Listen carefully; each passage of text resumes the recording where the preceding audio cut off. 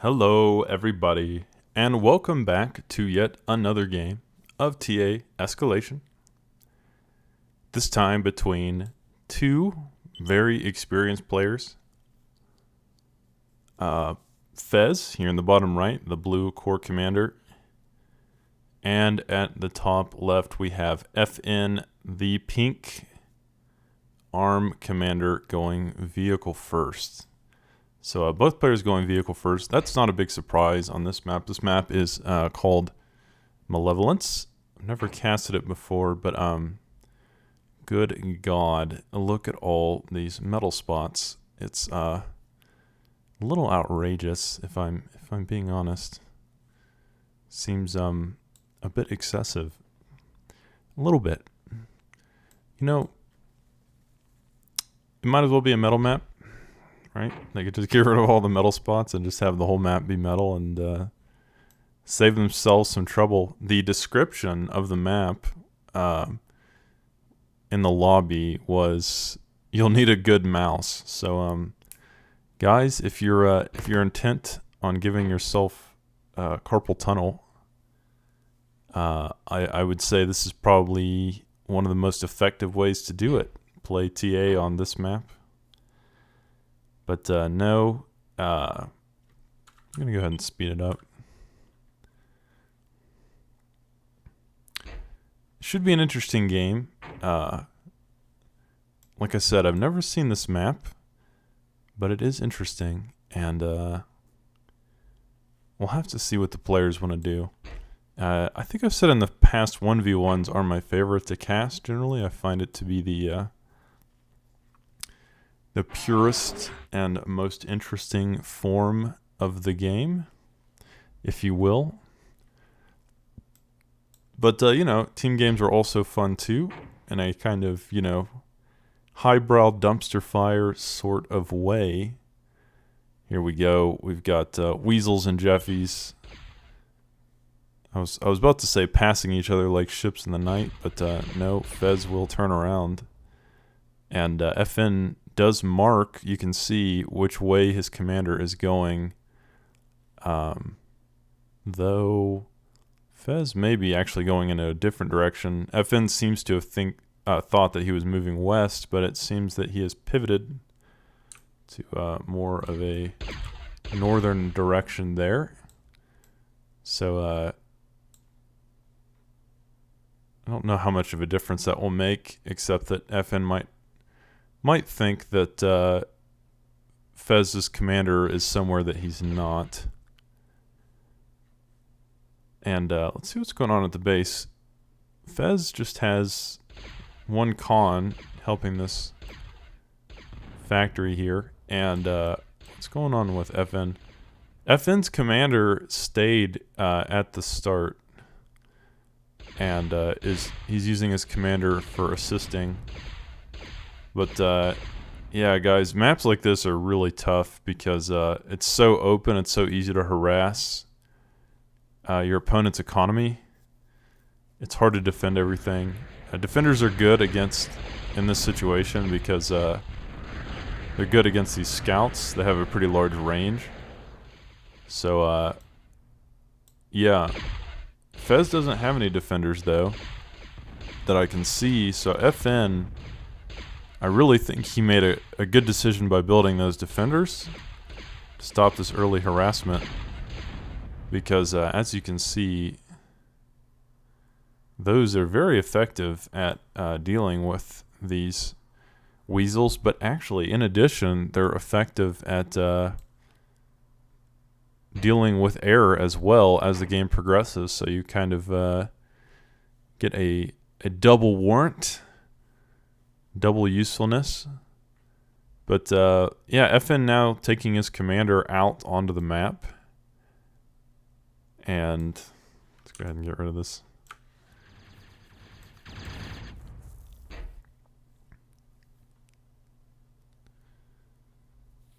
Both players almost dead even on eco, so it's a pretty close game. But guys, as I said, if you're playing this map, you are You're a brave soul. This might even be more high skill than like Comet Catcher, which is one of the, as I've said in previous casts, one of the most high skill maps in the game. So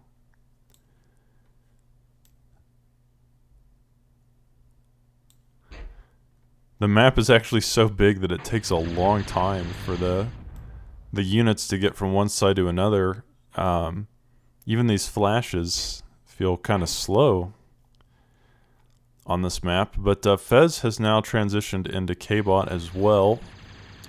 K-Bot second and building a lot of AKs. And a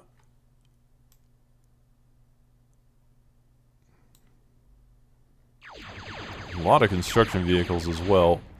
That's not too surprising though. On this map, you definitely want to grab as much of that metal as you can. Building instigators as well. So FEZ has pulled ahead on, well, no, as I say that, FN seems to catch up. Guys, they are almost dead even once again on eco, 25 metal per second for both of them. Except that I think those flashes just took out a couple metal extractors, but otherwise they were pretty much dead even on eco.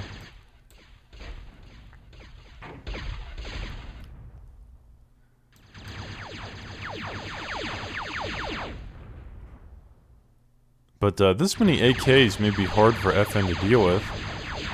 It's quite a few, and sending these flashes one at a time, probably not the most effective way to stop that AK push.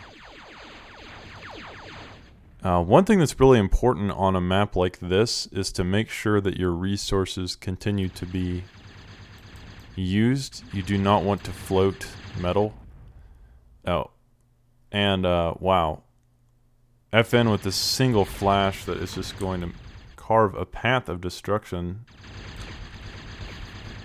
down here and takes out 4 metal extractors by himself. And I have to say, FEZ's rapid expansionist policy may come back to bite him in the ass, because he has almost no defense at all here. He's got this one light laser tower, but otherwise I don't see anything. Where his opponent, you know, as you can see, FN doing a better job. He's got light laser towers. He's got some defenders.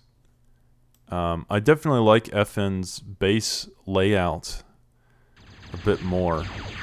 But here we go, a big fight between AKs and flashes.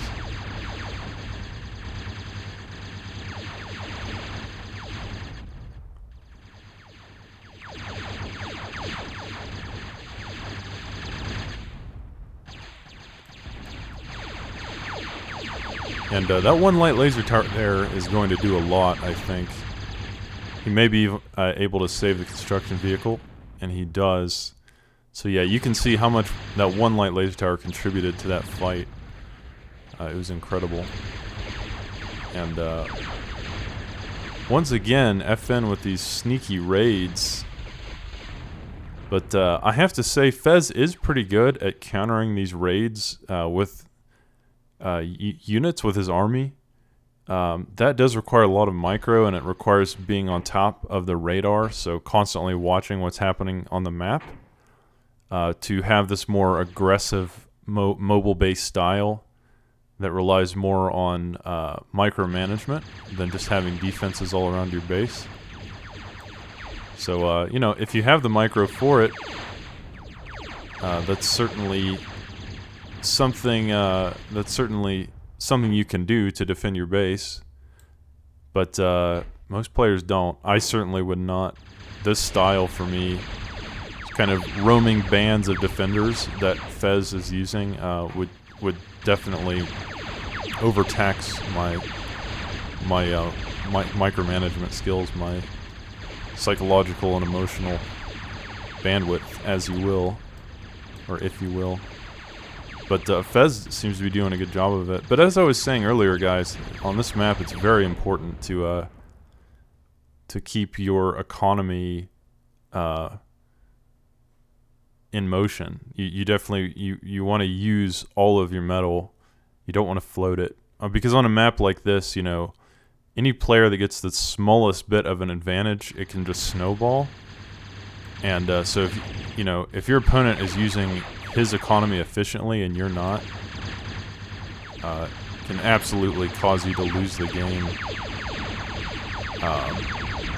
Just because you get overwhelmed with units, with threats. So FN doing a good job. He's on 50 metal and using all of it. And it feels inevitable at this point that one of the players will go to T2. I've mentioned in previous casts that as you transition to T2, it does tax your it does tax your economy temporarily, because the T2 buildings are somewhat expensive early on. But again, FN just using his economy better. He is using all of his metal, and that's actually really good. FEZ is struggling to use his metal. He's almost maxed out. But again, neither player on T2. FEZ now moving to T2. And I assume he'll start building pyros. Once he gets there, pyros would be pretty good. I do like vehicle more here. I think T2 vehicle would have been a better choice. But pyros are strong. Cans, I think, are just a little too slow for this map. That's the issue. Because after the pyro phase ends, you kind of have to transition into cans or something else. But yeah, both players just kind of sending wave after wave at one another, and FEZ building a wall here of solar collectors. That's an interesting choice. He's just kind of playing tower defense. He does have this one little opening to get his units out, and of course FN will just kind of walk down there into that. But yeah, FEZ now is on T2 and will start out with pyros, just like as I predicted. And truth be told, FN needs to get to T2. We've already seen what happens when one player gets to T2 and stays on a higher tech for too long. It becomes kind of an insurmountable challenge to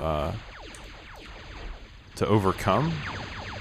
So it is sometimes difficult to know when your opponent goes to T2, especially if you don't have any air. If you didn't go air and you can't scout. So okay, FN does look to be heading to T2 himself now. And he's not too far behind. I don't think it will be a game-ending situation like it was in that. It was one of the casts I did last weekend between what was it, Vader and oh shoot, who was it? Vader and Pulsar, maybe, on Duel. Yeah, that was a case study of how overpowering it can be when one player gets to T2 and the other player does not transition quickly enough. So I don't think that will be the case here. FEZ is sending a huge army of AKs to the north, and he's also got one pyro, or a couple pyros in there. We'll have to see if that makes any difference, but yeah, both players still now struggling to use their metal. They're both on about 85 per second.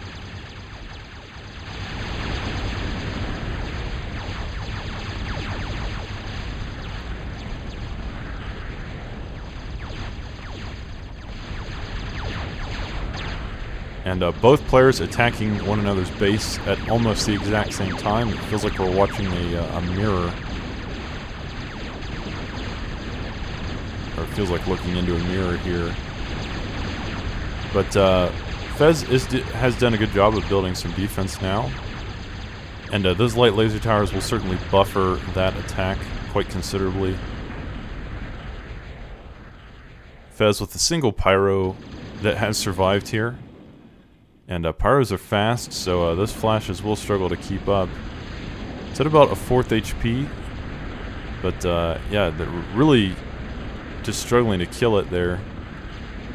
It does finally go down, but not before taking out some metal extractors and maybe even a Geo. I don't know if that Geo was there before, but again, I do like vehicles more here.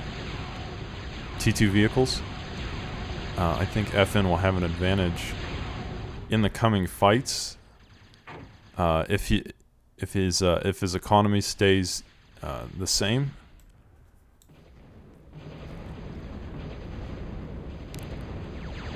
But I have to say, this game has been very well played.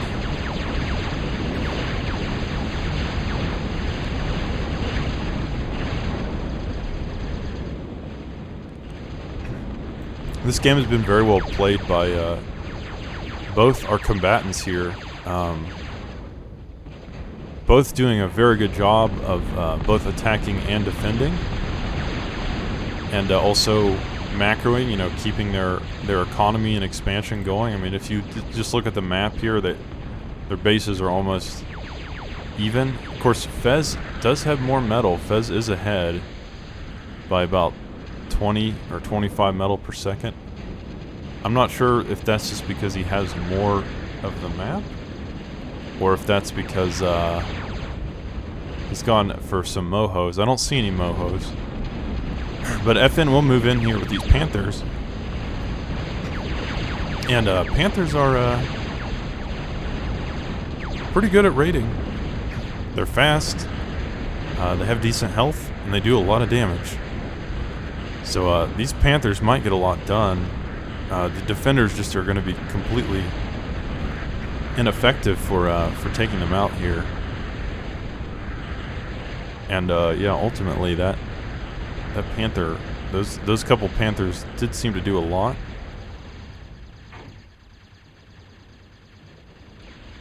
So oh wow, FN going for a fusion straight off almost. And FEZ was going for those metal generators. I think that's what they're called.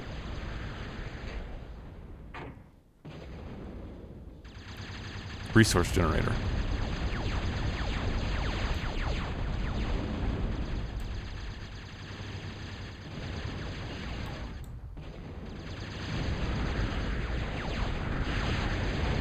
So guys, if you're not familiar with escalation, a resource generator, I believe it produces 250 energy, but you can turn it on so that it instead produces 2 metal. So it can produce. Oh, and he has turned them on here, right? So they're all. This is producing 8 metal. So it either produces 250 energy or 8 metal. It's a pretty neat building. It's kind of like a, you know, a fusion and a. It's like a mini fusion and a moho metal maker in one.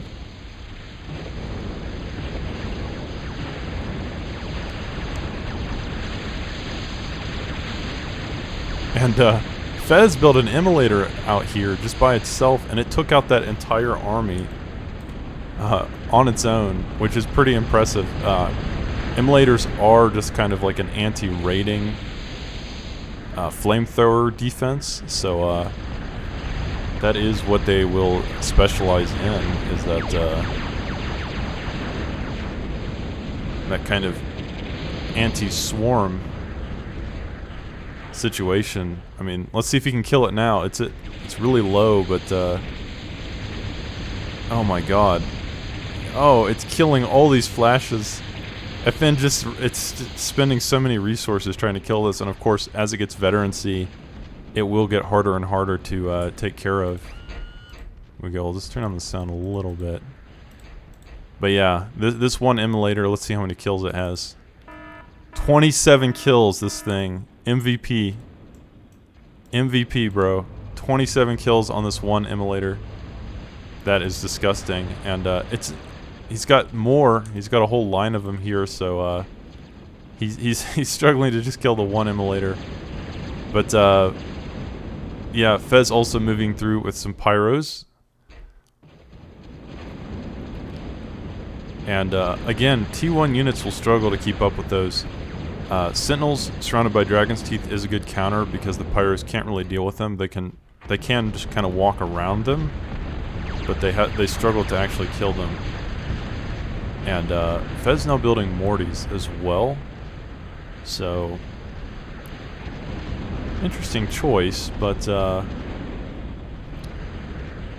yeah, Mortys and pyros, not the best combination. I mean, Mortys really need kind of a frontline unit to buffer for the Mortys. And as you can see, those pyros are already almost dead. So FN could easily just bring his forces in here and try to surround the Mortys now that most of the pyros are dead.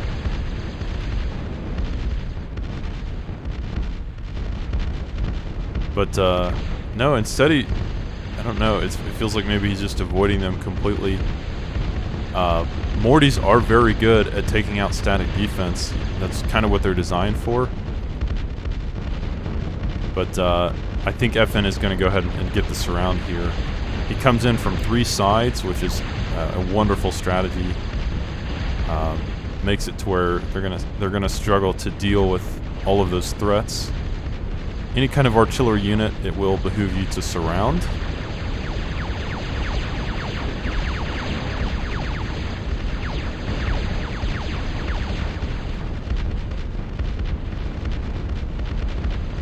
But FEZ is just mass producing so quickly, and FN can't clump his units up like this. Those pyros will kill them. Like, he's got to keep, not the pyros, the Mortys will kill any clumped up squad like that. FEZ has got to, I mean, FN's got to keep it moving. But again, Panthers, not the best counter here to these Mortys. He definitely wants something more substantial like Bulldogs.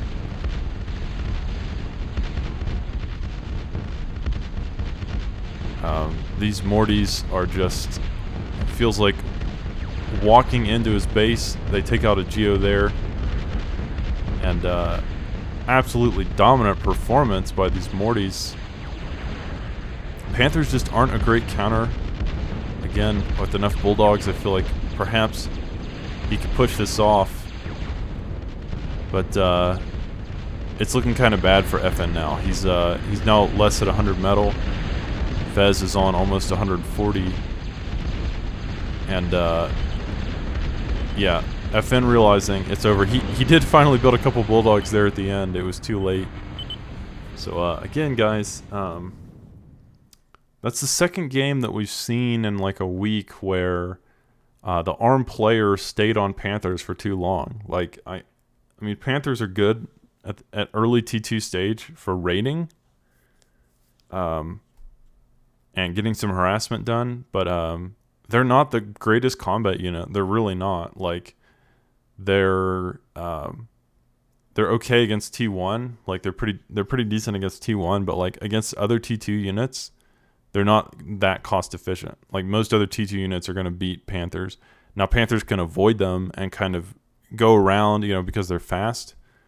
But when you get into a situation like that where your opponent is just sending a brick wall of Mortys at you, Panthers are just going to evaporate. And as you saw, if he had been putting all of those resources into Bulldogs, and if he had had like 10, 15 Bulldogs there, he could have pushed that back, because the Mortys just wouldn't have had enough DPS to deal with the Bulldogs, and the Bulldogs would have just torn them apart once they got in range. So yeah, a really interesting game there, and a really good one. Both players played it extremely well, and their economies were even for most of the game. I just think that as FEZ decided to transition into Mortys, FN didn't counter correctly. He didn't build the right counters to what FEZ was doing. So, guys, yeah, in this game, you really have to react to what your opponent's doing. You need to build the right counters, or you will fall behind and ultimately pay the price. But either way, a really interesting game on this map, Malevolence, that I've never seen before. I hope you enjoyed it, and guys, I will see you in the next cast.